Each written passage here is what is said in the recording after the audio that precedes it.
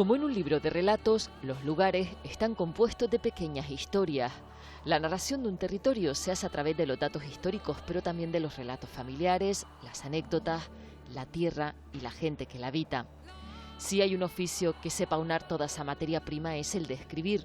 Narrar es convertir en historia lo que se percibe con los sentidos y se crea con la imaginación.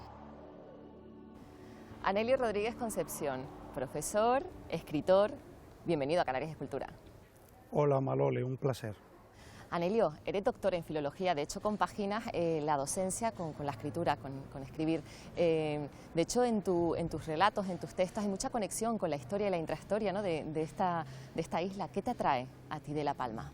Pues me atrae todo, porque en La Palma hay un componente fascinante que es el de la naturaleza, el paisaje, pero yo diría que todavía tan fascinante como el paisaje es el paisanaje, la gente.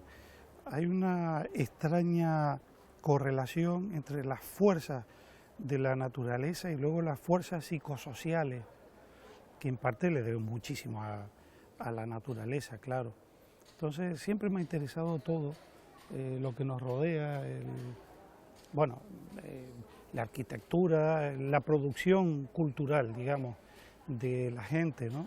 En medio de esa naturaleza exuberante que es la de La Palma.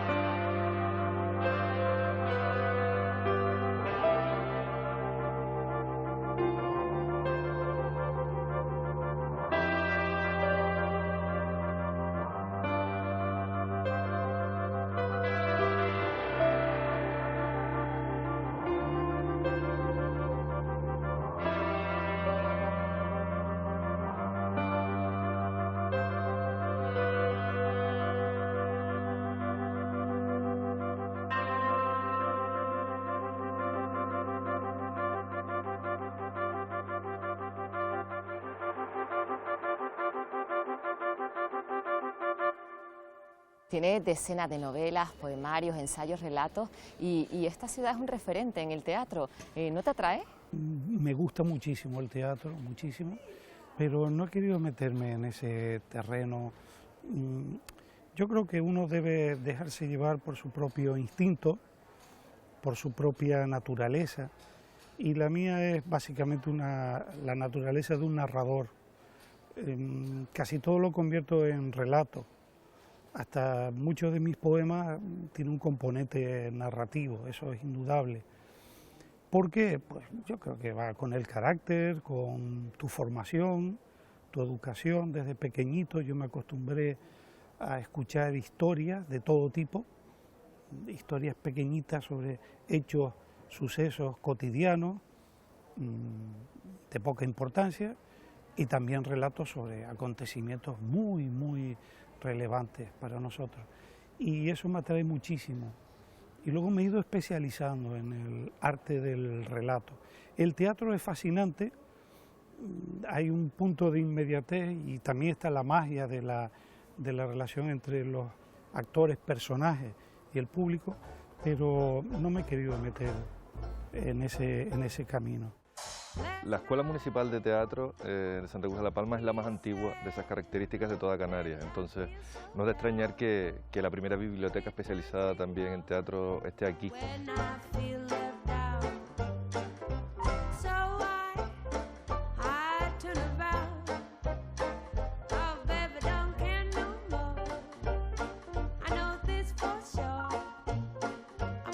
Antonio Abdo y Pilar Rey fueron unos pioneros en Canarias con respecto a la docencia, a la formación teatral, y de ello fue el impulso a principios de los años 80 de sacar adelante esta biblioteca. Es cierto que cuando se jubilaron todavía no estaba en funcionamiento, pero ya ellos habían adelantado un trabajo, disponían de un material. Sé que muchas de las compañías, de los actores que vienen de fuera a actuar al Circo de Marte, pues también siempre entran a echar un vistazo porque es una rareza en Canarias.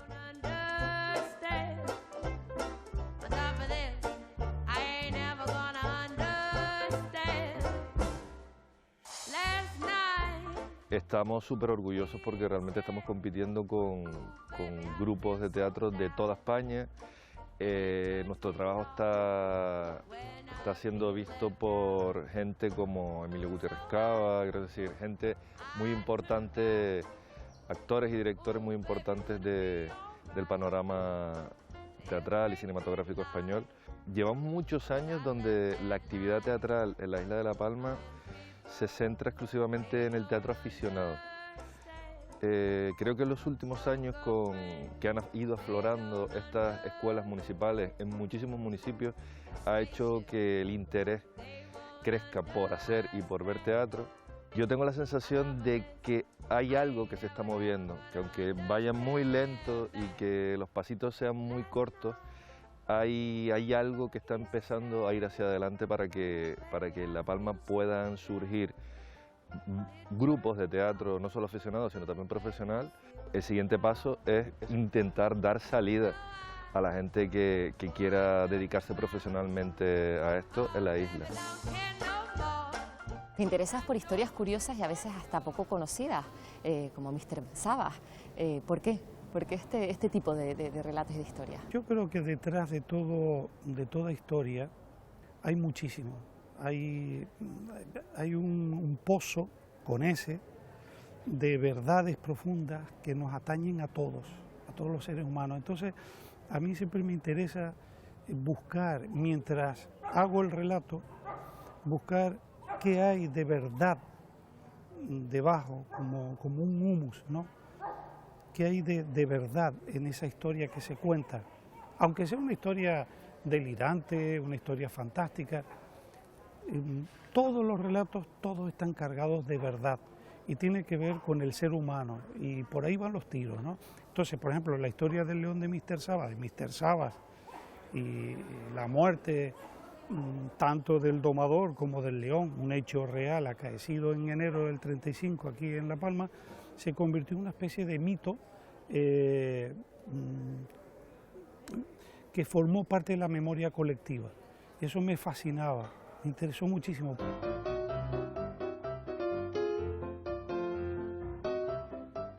Mr. Sabas era un domador y en su circo tenía un león. Un día, en La Palma, tras la función, el fiero león escapó. ¡Qué revuelo! ¡Qué desastre! Fue la Guardia Civil al rescate, a buscar a la noble fiera antes de que algo malo ocurriera. Y lo vieron y lo encontraron y con sus rifles lo acorralaron. Algo lejos, no mucho, allí estaba, viéndolo todo, Mr. Sabas. El león se puso nervioso y también la Guardia Civil. Mr. Sabas salió corriendo. ¡No disparen! ¡Déjenme a mí! Yo le conozco, puedo calmarlo. No disparen a mi pobre león. No le oyeron, dispararon y al suelo cayeron los dos. El león, de un disparo, perdió su vida allí. Mr. Sabas cayó al mismo tiempo, de un infarto, al ver a su amigo morir. Este tipo de historia llega a calar tan hondo la gente, porque hay unos componentes simbólicos muy potentes ahí detrás. Entonces empecé a escarbar y fui haciendo como una especie de crónica muy literaria, pero no deja de ser una crónica, y al final, cuando la acabas de leer, te da la impresión de que has terminado una novela. Imagino que tiene mucho que ver con vivir en una ciudad en la que cada rincón es historia, ¿no? Cada rincón es anécdota. Estamos en una plaza anexa a la calle Real, donde un tramo tiene un nombre irlandés. Aquí todo tiene un porqué, como es lógico. Se llama O'Daly. Dionisio Daly era un comerciante irlandés que se asentó en La Palma. No olvidemos que ya en el siglo XVI Santa Cruz de La Palma era un emporio, era un cruce importantísimo en el tráfico con Indias. Desde el siglo XVI aquí en La Palma, a veces dándonos cuenta de ello y a veces sin darnos cuenta de ello, hemos puenteado todo lo que es el poder político militar de la corona, ¿no? Entonces, este es un ejemplo. En el siglo XVIII, este señor que era comerciante, con un letrado natural de La Palma, Anselmo Pérez de Brito, se plantea por qué razón tenemos que soportar el mal gobierno de unos políticos corruptos. Le demuestran a la corona que estos señores estaban metiendo mano en la caja. El rey dictaminó que aquí iba a haber un gobierno elegido por por voto censitario por los ciudadanos de Santa Cruz de la Palma, ¿no? Es el primer ayuntamiento democrático en la historia de España. Entonces, como ves, aquí pues todo tiene un porqué, una explicación de tipo historicista, pero también de tipo mítico, porque aquí todo se mitifica. La historia, a través del trasiego oral en La Palma, adquiere el rango de lo mítico, ¿no? Es otro de los elementos que a mí me fascinan de la cultura oral de La Palma, ¿no? Esa capacidad, esa facilidad que tiene el palmero para convertir un hecho real en algo que parece casi salido de una novela de aventuras incluso. El primer ayuntamiento democrático y también el primer periódico canario nace en La Palma. ¿Dirías que es una isla pionera? Lo que sí podemos afirmar con la boca llena es que aquí, entre el año 1863, que es el año que llega la imprenta, que por cierto la costean indianos, es decir, palmeros que vivían en Cuba, hacen allá una colecta y con ese dinero se compra la primera imprenta que viene aquí a La Palma. 1863. Hasta el final de la Guerra Civil hay casi 120 publicaciones periódicas. Van saliendo, algunas están simultáneamente, salen al público. Por supuesto, 120 eso es imposible, ¿no? Y menos y mucho más en un sitio tan pequeño como este, pero es verdad que el hecho que haya 120 cabeceras de periódicos, revistas, en una isla tan pequeña como esta, en una isla menor, no deja de ser asombroso y significativo.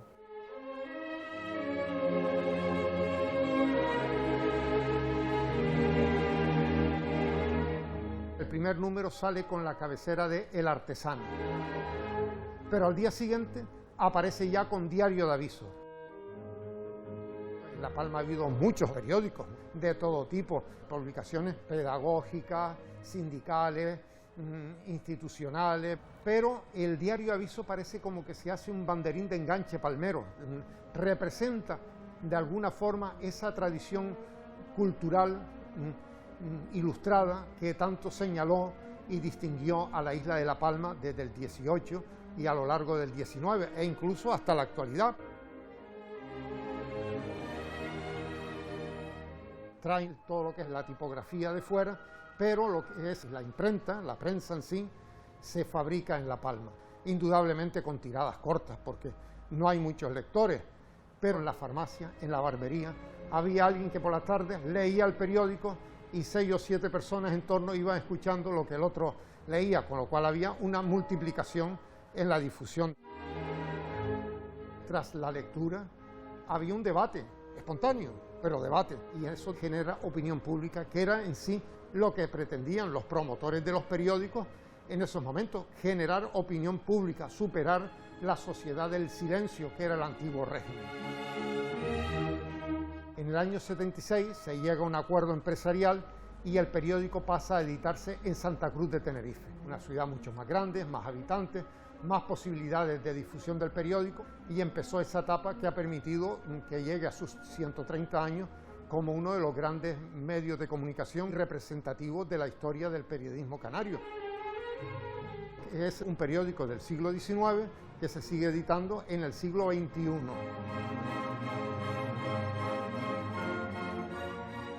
Todo esto tiene que ver con lo que te contaba antes, ¿no? Esa facilidad es algo muy arraigado en la psicología del palmero, el verbalizar todo tipo de emociones y el contar historias. No olvides que hay una necesidad en el ser humano para entenderse a sí mismo y para entender todo lo que lo rodea. Hay una necesidad primaria, muy antigua, de narrar, de contar hechos con personajes en un espacio, en un tiempo.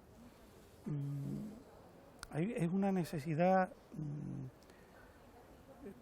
innata, pero además culturalmente aquí se ha cultivado, yo creo que de manera consciente, ¿no?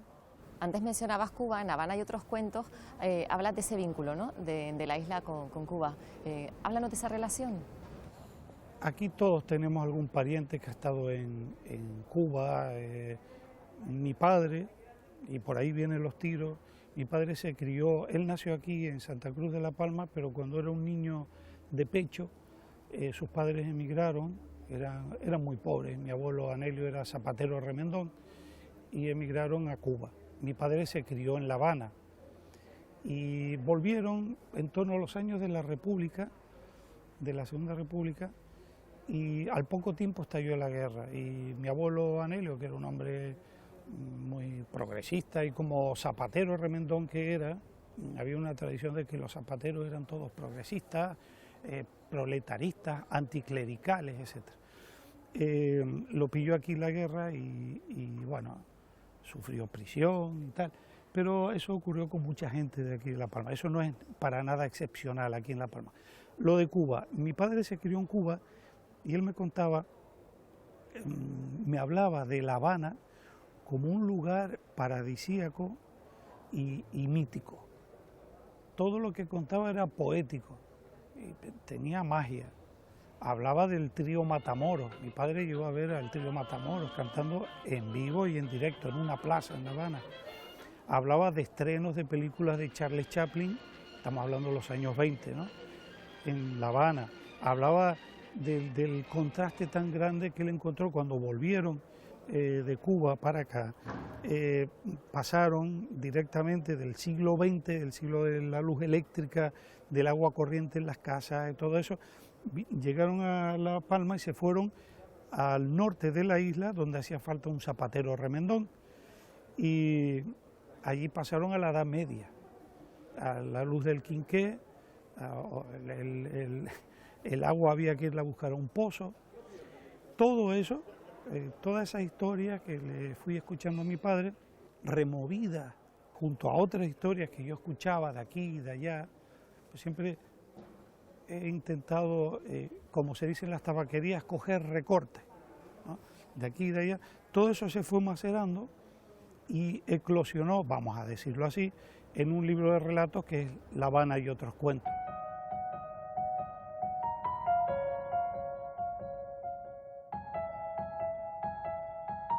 Cayetano Gómez Felipe es un coleccionista palmero y esta casa, la casa museo, perteneció a la suegra de Cayetano, a Elena Tavío Sierra, que fue una andiana que vivió durante una temporada en Ceiba Hueca. Nosotros podemos seguir el rastro de todos esos objetos que vinieron de Cuba a través de la colección. Por ejemplo, las cajas que tenemos en exposición, ¿no?, donde trajeron toda su ropa, pues tienen una etiqueta que señala que fueron compradas en La Habana. También vemos un montón de ropa de color blanco. Cayetano nace en 1902 y en nuestra opinión es un heredero de ese romanticismo del siglo XIX, de ese coleccionista que tenía lo que llamaban el gabinete de curiosidades, gabinete de maravillas, donde él colecciona todo, cualquier tipo de objeto que le hablara de la historia, que le hablara del pasado. Por tanto, él no discrimina ningún tipo de objeto. Entrar en la casa museo, lo primero que uno va a apreciar y va a disfrutar es la casa. Estamos hablando de una casa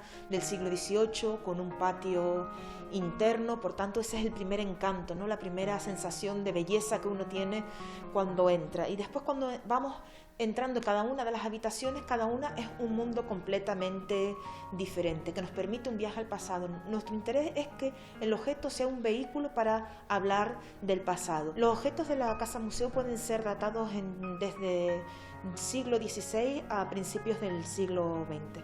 Textiles, joyería, mobiliario, escultura, pintura, artes decorativas. En exposición podemos tener en torno tal vez a 10.000 objetos más o menos, pero después también hay que contar estos objetos que tenemos en varios almacenes guardados y que estamos sacando en exposiciones temporales. Después también es muy interesante esas personas que vienen a visitarnos y que identifican un objeto que lo llegaron a ver en sus casas, las casas de sus abuelos, pero que no saben qué uso tenía, ¿no?, o que les traen recuerdos del pasado. Por tanto, los objetos nos llevan al pasado, ¿no?, las costumbres y vida de nuestros antepasados.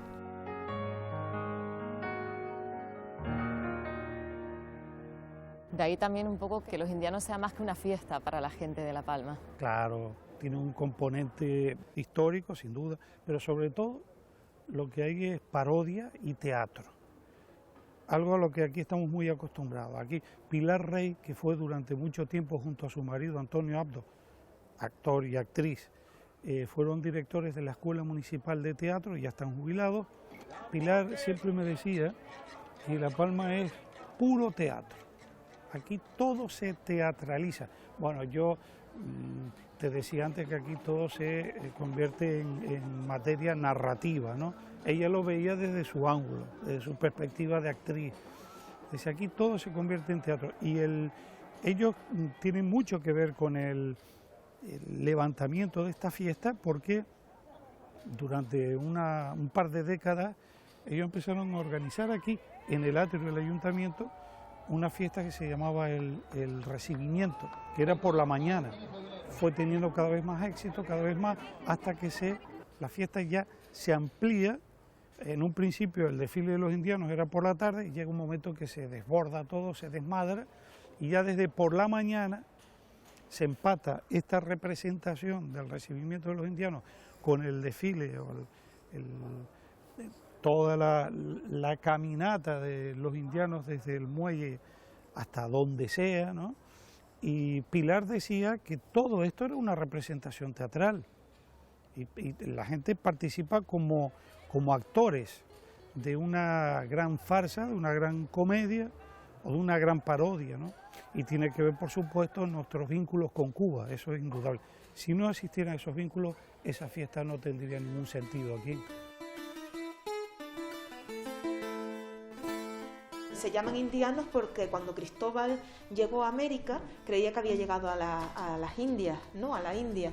Entonces, por eso se llaman, todos los que regresaban de América, se llamaban indianos. Una acuarela muy conocida de Fierro Vandeval, que se encuentra en el Museo Insular de La Palma, donde podemos ver cómo un grupo de indianos, una familia de indianos, llega a un pueblo de La Palma, las palmeras se quedan observándolos, ¿no? Con los trajes tradicionales de la isla. El libro de las afortunadas de 1862, me parece, cuenta cómo la gente de La Palma se acercaba al muelle cuando llegaban los barcos y veía a esas personas vestidas de una manera especial, ¿no? Vestidas de una manera especial que ya les identificaban que habían hecho fortuna en Cuba. Pero también los indianos es una especie de parodia, lo que llamamos la fiesta de los indianos, porque muchos canarios se iban pobres y regresaban tan pobres como se habían ido, pero que tenían que aparentar con la forma de vestir y de comportamiento. Son los indianos que llegan a La Palma, embajadores blancos y universales. Nuestra calabaza se va a ir para el Museo del Prado y es un orgullo, en una exposición que tiene que ver en las relaciones entre España y América. Una calabaza con una iconografía, con elementos indígenas, con personajes indígenas, que con el tiempo se les puso unos apliques de plata y se convirtió en una alcancía. Es uno de los objetos más curiosos que tenemos. Los polvos ya no están relacionados con los indianos, sino que hay un documento en el siglo XVIII que decían que habían bromas, que se hacían bromas en la calle, con huevos, con polvos, que se tiraban, ¿no? Y fue prohibido ese juego en la calle. Y después, con el tiempo, ya en el siglo XX, tirar polvos tal con los carnavales ya formó parte de esta fiesta y se quedó así.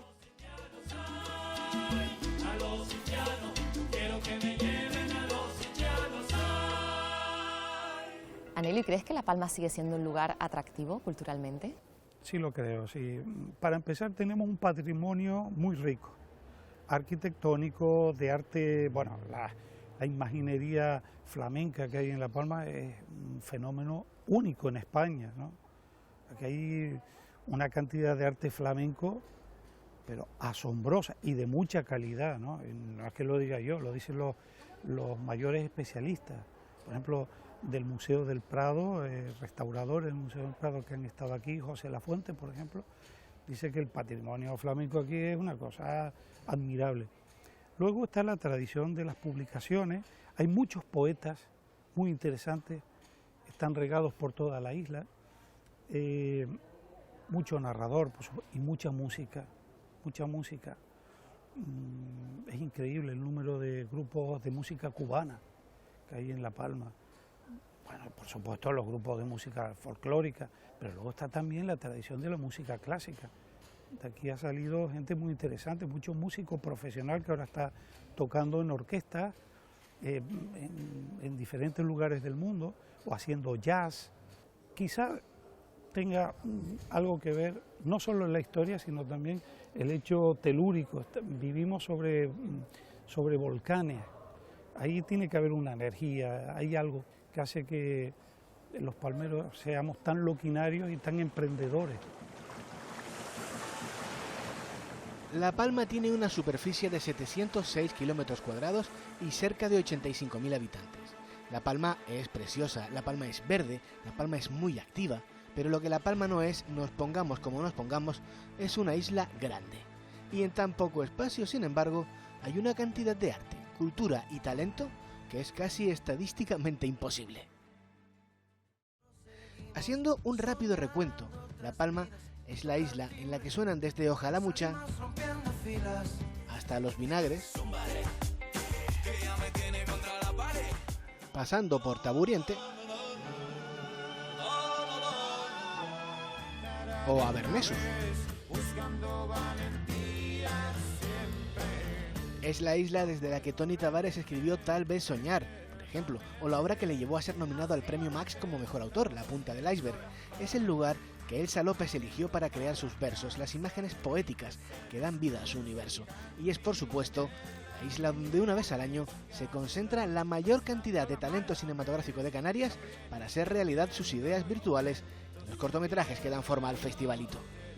Y no se trata de algo que pase únicamente en nuestra época. La Palma ha sido tradicionalmente casa de creadores, como Domingo Acosta Guión, que ya a principios del siglo XX creaba versos de carácter político y satírico. La Isla Bonita siempre fue a su propio ritmo, muy independiente. Bueno, tanto es así que en 1925 Tasacorte fue efectivamente independiente de España durante 3 días. En realidad solo pretendían independizarse del municipio de los Llanos de Aridane, pero la fórmula elegida pasaba por salirse del país hasta que 3 días después un barco de guerra lanzó un obús amenazador y se rindieron. Para la historia quedará esos 3 días y un poema que se repitió sin cesar en el momento. Con bicheros, palos y cañas, gritemos con voz de calibre. ¡Viva Tasacorte libre e independiente de España! Esta es La Palma. Tú fíjate que aquí se puede dar el caso de que aparezca una figura tan insólita como la del señor Díaz. Aquí tenemos el monumento que le erigió la ciudad de Santa Cruz de la Palma al cura Díaz, al padre Díaz. Era un cura liberal. Él leyó en una homilía un discurso antimonárquico en defensa de la Constitución de Cádiz. Eso le costó el destierro. Pero bueno, eso es peccata minuta. Este hombre hizo cosas increíbles. Era escultor, era compositor, era escritor y además creó el primer hospital de La Palma, los primeros servicios sociales de La Palma y la primera escuela pública de La Palma. A partir de esta figura viene todo lo que se ha llamado el siglo de oro de La Palma, que es el siglo XIX, en el que afloraron talentos de todas las dimensiones posibles en el campo de la educación, de la literatura, del periodismo, pero también de la construcción naval, de la arquitectura, de la ingeniería, del comercio. Salieron un montón de lumbreras y todo viene en gran parte por este prócer que fue el señor Díaz, que ejemplifica perfectamente lo que es el espíritu emprendedor de La Palma, esa inquietud que hay en todos los palmeros. Y es un hecho insólito en la España del siglo XIX, ¿no? Un cura liberal. Se dice que aprendió francés para poder confesar a los soldados napoleónicos que vinieron aquí desterrados, muchos de ellos se quedaron y echaron raíces aquí en La Palma, y tenían muy buenos vínculos, por ejemplo, con los masones, que fueron los que abrieron las puertas de la modernidad en el siglo XIX en La Palma, que dieron lugar a lo que luego La Palma ha sido, ¿no? Tú reflejas muy bien en tu obra la idiosincrasia palmera. ¿Cómo la definirías? Bueno, el palmero es novelero, es muy irónico, es consciente de todas sus virtudes y también de todos sus defectos, sabe reírse de sí mismo, le gusta muchísimo una buena conversación, igual que le gusta comer bien, le gusta un buen vinito y le gusta la amistad. El palmero es muy dado a cultivar la amistad, que es una de las grandes maravillas que nos regala la vida. Anelio Rodríguez Concepción, gracias por estar en Canarias Escultura, gracias por compartir este rato con nosotros. Para mí ha sido un placer, gracias, Maloli. Tu voz trae animales grises, acorralados, grises, rojos, de agua. Tu voz más tuya que voz y más mía y voz por encima de la noche que se nos viene. Si las esferas se abren detrás del meridiano, si los atlas se quiebran justo por donde las islas, si llueve una lluvia de 3 besos, delátame al suicida en las azoteas que se lanza. Se pierde el silbo de las ballenas. Alcánzame el alma del muslo al cuello aplacado, alcánzame de una vez. La manzana guarda sobre mi cabeza tu voz aunque volcán, y que caiga del árbol la fruta amarilla, como esta noche que se nos viene.